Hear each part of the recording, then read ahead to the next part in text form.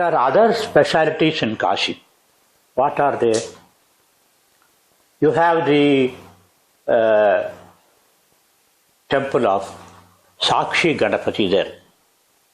Sakshi Ganapati just looks at you and then scans you, and then he finds out from that scan report what is it that you need to see that you are made eligible to get the benefit of liberation from the Vishwanatha. Suppose you have desires unsatisfied, he sends you to Annapurna. Annapurna satisfies all the desires. In English there are two words. One is called satisfaction, another is known as contentment. Satisfaction means you want something to eat, you get it. Tomorrow also you like to eat it. So it is not a finished process. Suppose you get contentment, you don't get the desire there. Suppose you want to have money, Annapurna gives you money, you get the money. Afterwards you have no desire to long for money or health or power, whatever it is. That means there is no reason for which you have to live. You are only living to go through some experience like this. And that need is removed by Annapurna satisfying or giving you that contentment by fulfilling your desires. Then afterwards you are sent to Lord Vishwanatha and you are now clean. All things are taken care of. You are becoming eligible candidate. So it's an easy job for him to tick your case. That's the point. I'm going to tell you exactly the same system is being established at Bhimli to take care of your emancipation. I will talk about it when I talk about Bhimli. So this was the second trip of Guruji. Some more details I would like to give. After Guruji visited Kashi, he said, I have become so clean. All the karma that I have taken, I have deposited at the feet of the Lord. I feel clean and I feel hungry also.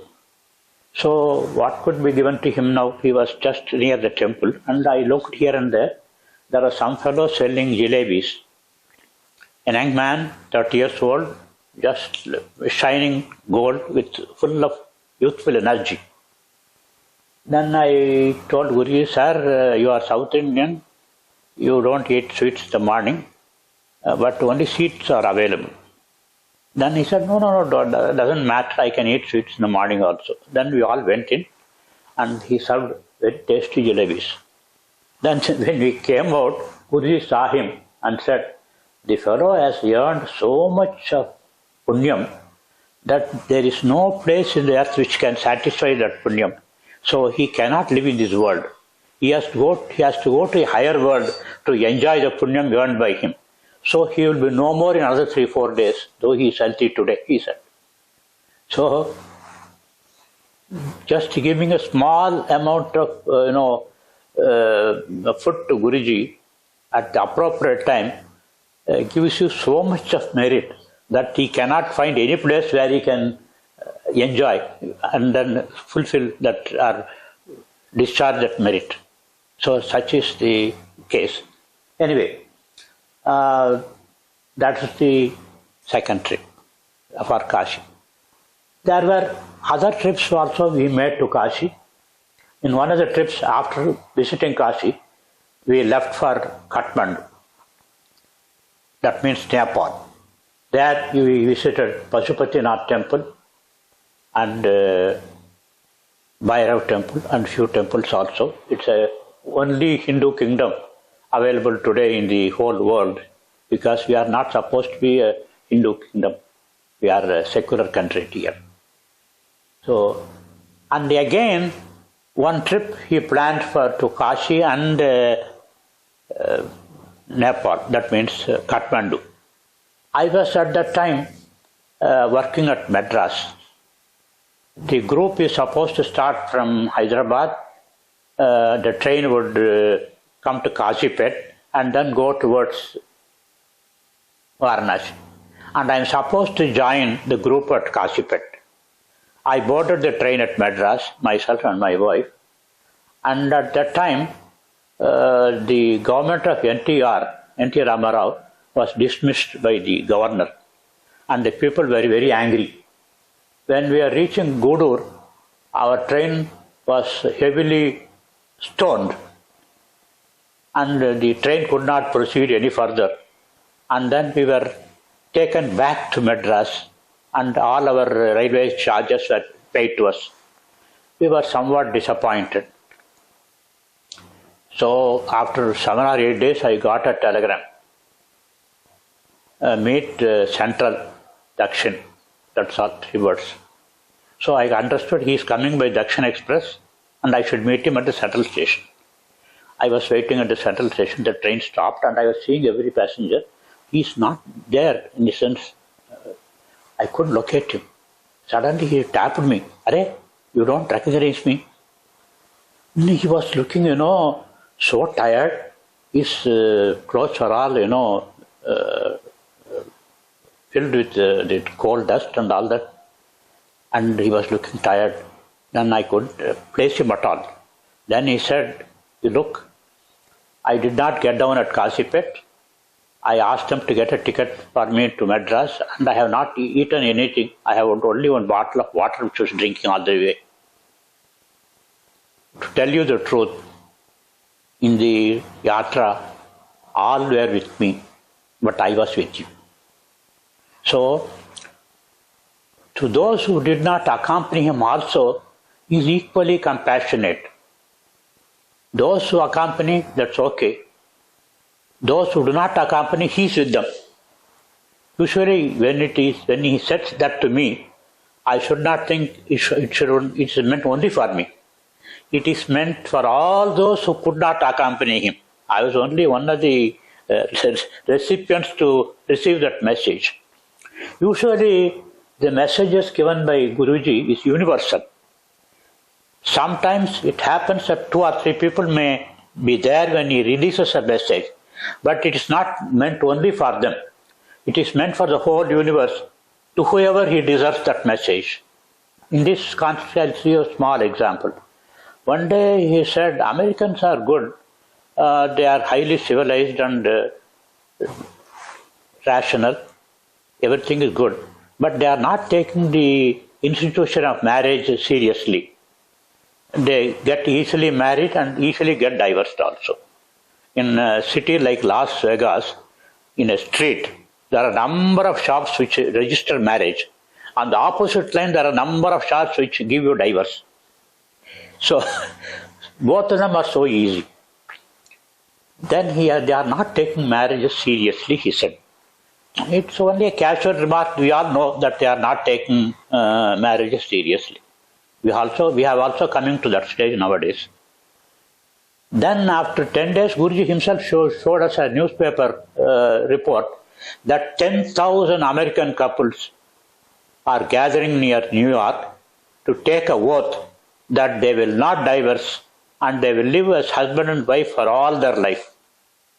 So this is a message that was just 2 or 3 of us heard. But the message has been, sent to the whole world and to all those who are supposed to receive the message they have received and they have responded to. So this is how it works. So why all I tell this is, though he told me that though you are not with me in the Yatra, I am with you, it is meant not only for me, for all those who could not accompany him in the Yatra. Usually he used to take about 70-80 people, enough for 2 compartments. But there are hundreds of people who would still long to be with him. And they all used to be practically standing in the railway station to see him off. He would raise both their hands, don't bother, you are all with me, he used to say. He really meant it. They are all with him only all the time. So this is the trip, the Kashi, and most significant trip of all trips to Kashi that took place in the year 2014. in our country, all the blame for our backwardness is attributed to our ancient culture and tradition. And that was the mindset of our rulers to start with. They had taken a determination to see that our culture and civilization is criticized at every moment, and they would like to see that it does not grow and it gets destroyed, so that a new set of values would come up in this country. That has been going on. And with the result, many people have deserted our dharma, and many people have diluted their standards in the following of dharma. This has caused a serious concern to Guruji, and then how to get it rectified. Well, as a Mahayogi, he could take a sankalpa and get it right, but that's not the way he would like to do.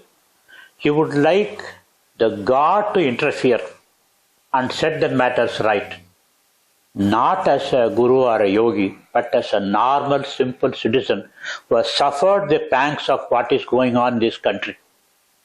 So he took a diksha for 40 days to achieve that. And the last 3 or 4 days, he said he would go to Kashi. Then one day, suddenly he said, he was already,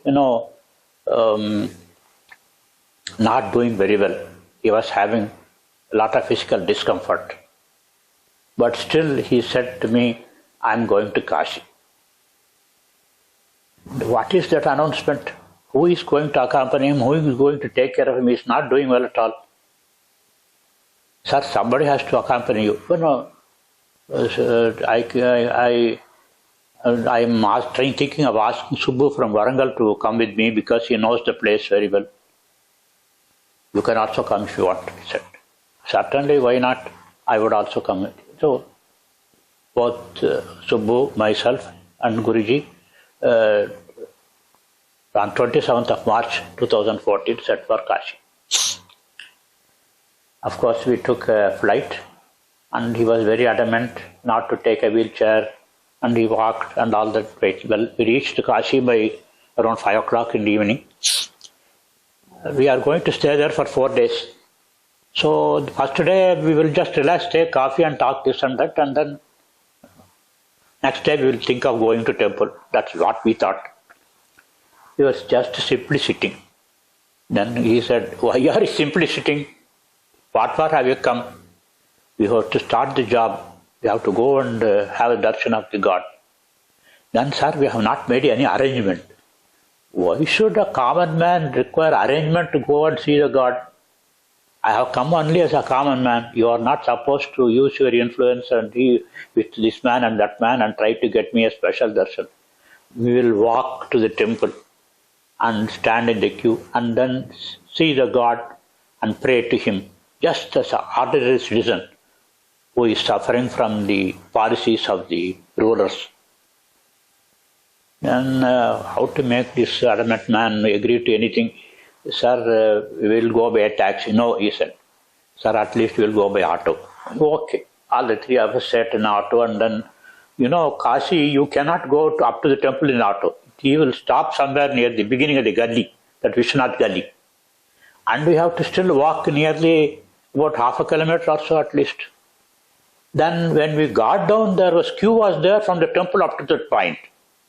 When are we going to reach the temple? How long would you stand there in the queue? What is it that's going to happen? We are worried. And he says you should not use any influence and all that. Suddenly, where from that fellow came, I don't know, a police inspector stood in front of him and asked him, who are with you? Then he said, these 2 boys are with me.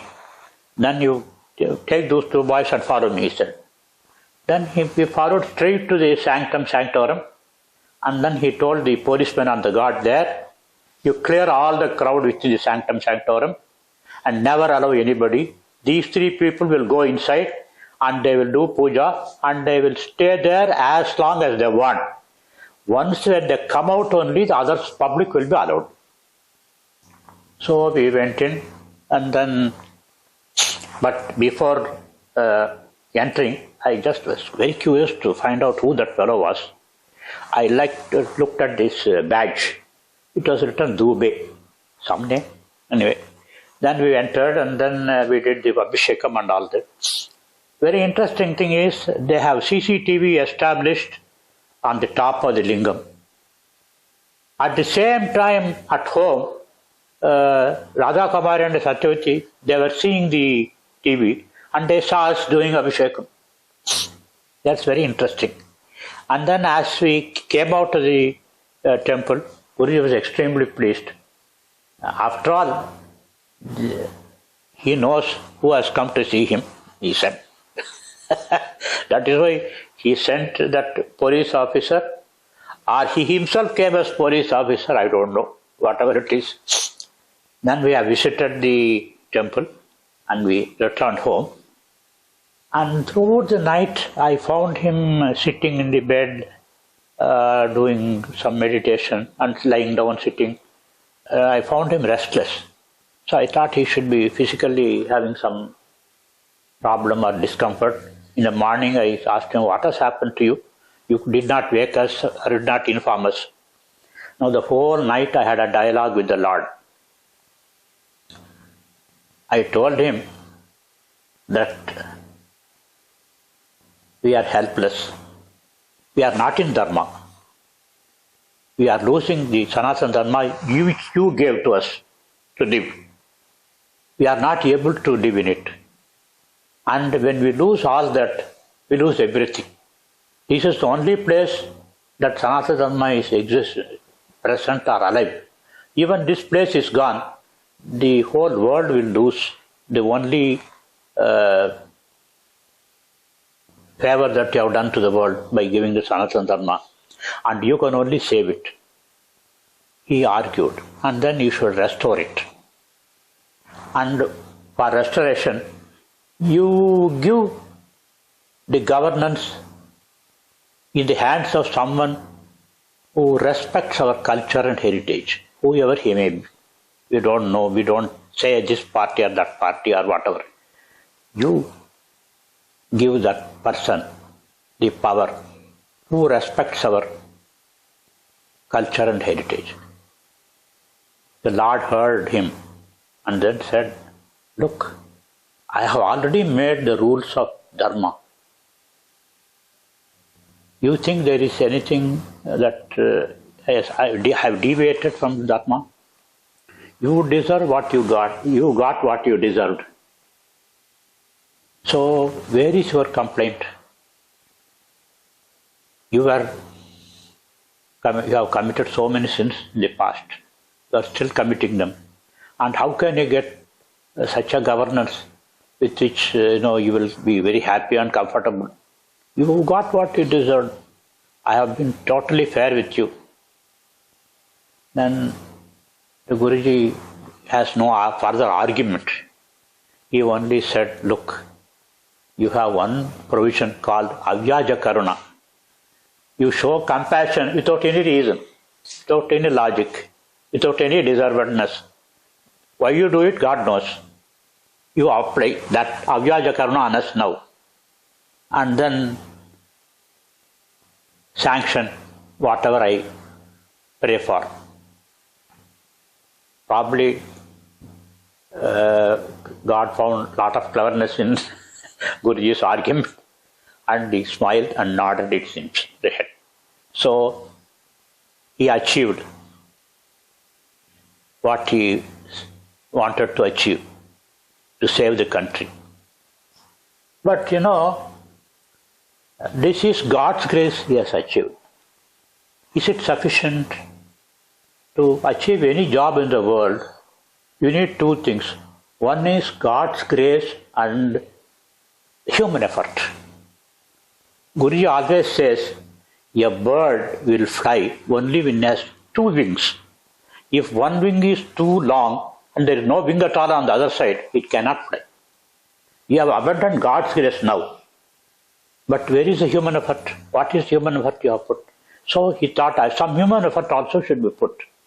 So he called the local Hindu leaders and asked them to go to the Muslim areas and asked them, what is your grievance against Hindus? Have you done anything, any harm to you any time? And would you favor a Hindu coming to rule? So certain questions he gave. They went and asked them. Then he said, we have no grievance against any Hindu anytime. But we were not taken into confidence. They always suspected that we will not vote for them. So nobody approached us till now. You have approached us now. We will not en bloc vote for that party which gives a fair governance, impartial governance, which respects the culture of our country. We will vote for them. That's all they said. So that way he achieved the task of bringing all the people together who look for a good governance, who look for a governance which will respect our culture and heritage. So he brought all the people together, and then that's a great effort.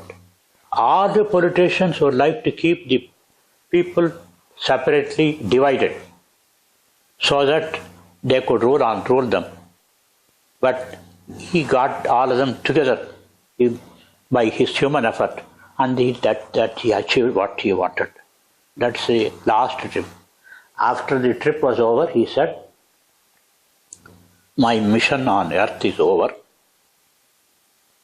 and I have nothing for which I have to live. That's what he said.